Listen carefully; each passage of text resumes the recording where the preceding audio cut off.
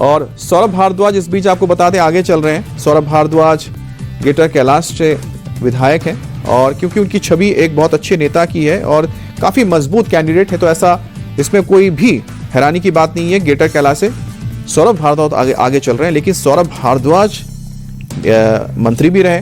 और इस बीच आपको बता दें सबसे बड़ी जो खबर है वो है नई दिल्ली सीट से, और नीचे भी आप देखिए जो आंकड़े आए हैं इसमें 24 सीटों के रुझान आए हैं। 24 सीटों के रुझान में 12-12 यहां पर सीटें गई हैं आम आदमी पार्टी और बीजेपी को।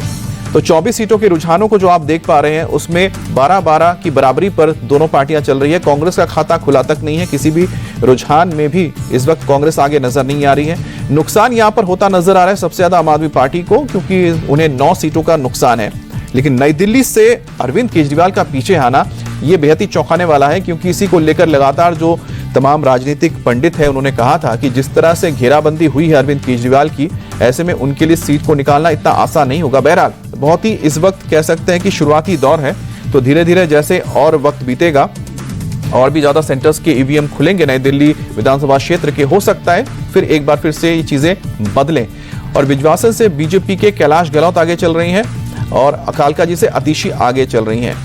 तो सौरभ भारद्वाज और अतिशी जो दोनों की जो सीटें हैं 7-7 की सीटें आजू बाजू की सीटें हैं, ग्रेटर कैलाश और कालकाजी, और इस इलाके में सौरभ भारद्वाज काफी मजबूत कैंडिडेट हैं और इसी वजह से उनका आगे इस वक्त रहना काफी जाहिर सी बात है। और दूसरी बात है कि कालकाजी से सीएम जो इस वक्त मौजूदा सीएम है अतिशी, वो भी आगे चल रही है। रमेश बिधूड़ी बीजेपी के नेता हैं, करीब 3 बार वो लगातार वहां से चुनाव जीते हैं, साउथ दिल्ली से एमपी रहे हैं, लेकिन इस वक्त वो अतिशी से पीछे चल रहे हैं। तो इस वक्त कहा जाए तो बीजेपी और आम आदमी पार्टी के बीच कांटे की टक्कर है। अतिशी कालकाजी से आगे चल रही हैं, सौरभ भारद्वाज इस वक्त ग्रेटर कैलाश से आगे चल रहे हैं, और साथ ही बाबरपुर से गोपाल राय मंत्री हैं आम आदमी पार्टी के, वो भी आगे चल रहे हैं। लेकिन सबसे महत्वपूर्ण हो जाता है नई दिल्ली सीट। नई दिल्ली सीट से अरविंद केजरीवाल पीछे चल रहे हैं। जैसा कि हम बता ही रहे थे आपको कि नई दिल्ली की जो सीटें बहुत महत्वपूर्ण इसलिए है क्योंकि अरविंद केजरीवाल का जीतना ये पूरे के पूरे पार्टी के लिए बहुत अहम हो जाता है, उनके राजनीतिक करियर के लिए बहुत अहम हो जाता है। 2013 में जब पार्टी बनाकर पहली बार आंदोलन से अरविंद केजरीवाल और उनकी टीम चुनावी मैदान में उतरी तो उन्होंने जीत हासिल की थी और नई दिल्ली सीट से वो जीते थे।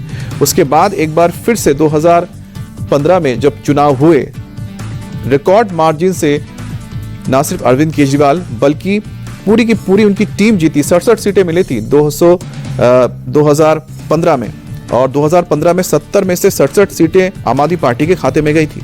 2019 में बीजेपी के खाते में 8 सीटें आई थी और 62 सीटें जीती थी आम आदमी पार्टी ने। तब भी अरविंद केजरीवाल ने बड़ी जीत हासिल की थी नई दिल्ली से, और नई दिल्ली से उन्हें टक्कर दे रहे हैं, आम आदमी पार्टी को टक्कर दे रहे हैं इस वक्त बीजेपी के प्रवेश वर्मा।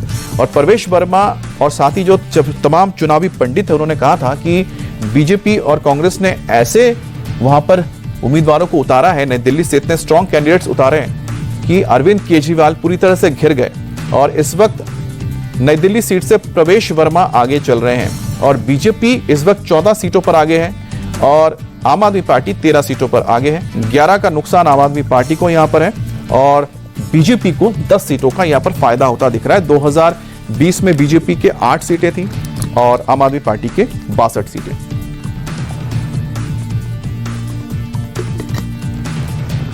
करावल नगर से बीजेपी आगे है, जहां से कपिल मिश्रा बीजेपी के कैंडिडेट आगे चल रहे हैं। करावल नगर सीट बीजेपी की मजबूत सीट है, जहां से कपिल मिश्रा को टिकट दिया गया है।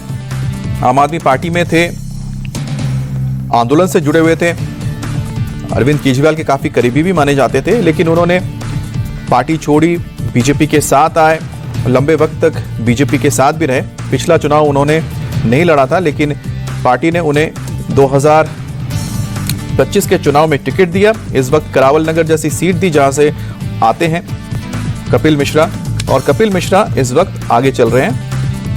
तो बीजेपी इस वक्त 14 सीटों पर आगे है और आम आदमी पार्टी इस वक्त 13 सीटों पर आगे है। तो एक सीट का सिर्फ फासला है दोनों ही पार्टियों के बीच। तो ये नेक टू नेक फाइट यहां पर नजर आ रही है आम आदमी पार्टी और बीजेपी के बीच।